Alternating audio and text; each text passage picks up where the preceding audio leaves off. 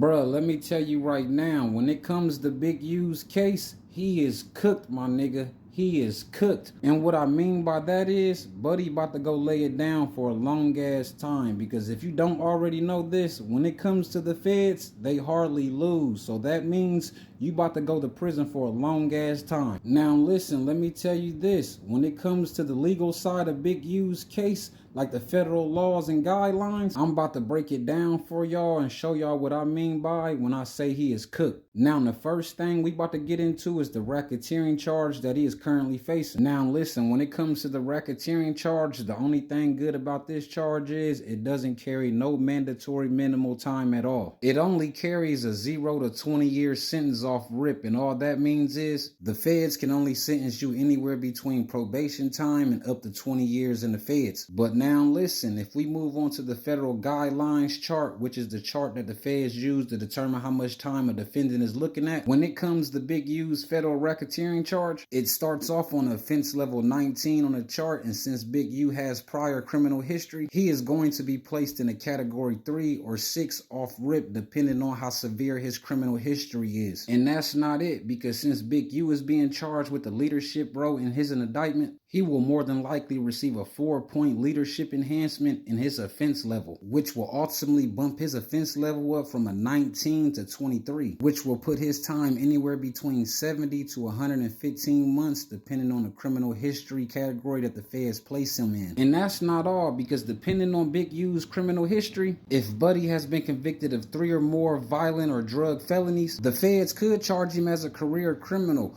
which carries a mandatory minimum of 15 years in the feds. And in federal terms, all that means is he can't receive no less than 180 months in the feds. And that's not it, because if the feds charge him with the body of his artist Rashawn Williams that was found dead in Vegas on the side of the road, and he get convicted for it, bruh, he is looking at a mandatory life sentence in the feds. And at the end of the day, the only people he can really blame for this shit is this dude right here, Loose Lips Cannon, I Never Sold a Brick Baby, and Whack 100.